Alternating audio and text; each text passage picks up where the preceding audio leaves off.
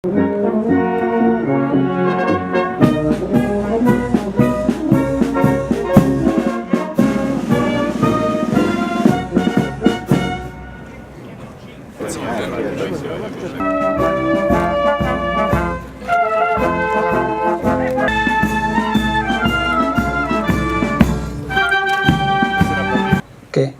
sono a servizio della comunità e sono di Maria ci hai dato il modello e il comando.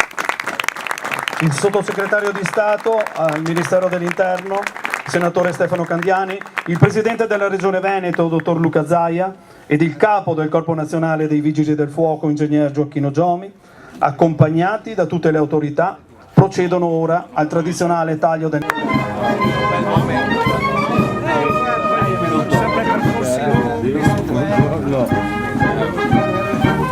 Grazie. A uno anche a me che sul capo di staccamento. La caserma dei Vigili del Fuoco è sempre una bella notizia.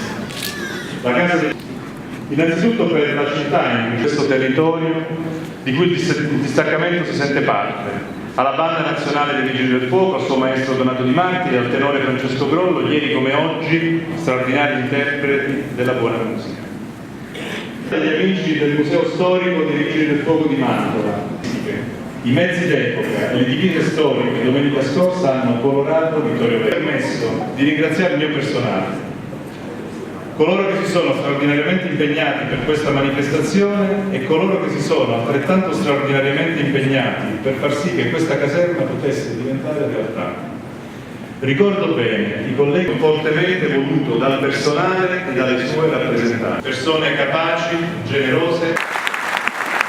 Sentito dal comandante Micele all'avanguardia, che ha anche perché poi questo distaccamento non soltanto le nostre autopompe, mentre vi dicevo abbia desiderato essere qui oggi, è stato il primo a chiamarmi in occasione dei disastri che abbiamo avuto in Veneto, che abbiamo avuto nella zona del Bellunese, quindi grazie di cuore, e ogni giorno lo rinnovo perché io li vedo spesso all'opera e sono qui oggi sì per inaugurare una grande operazione e è un grande punto di riferimento. Loro arrivano, come si dice, prima come l'attenta opera del mio predecessore Balocchi, tutti i nostri cittadini in un'area di soccorso raggiungibili entro 20 minuti, soddisfare, e questa oggi è una tappa in quella direzione.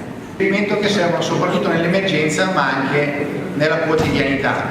Il soccorso è affidato ai vigili del fuoco e i nostri vigili del fuoco, questa è una cosa che ci riempie di orgoglio, golosi delle buone cose che si sviluppano. Quindi credo che nei prossimi giorni l'ingegner Dattilo avrà modo di poter portare la propria esperienza.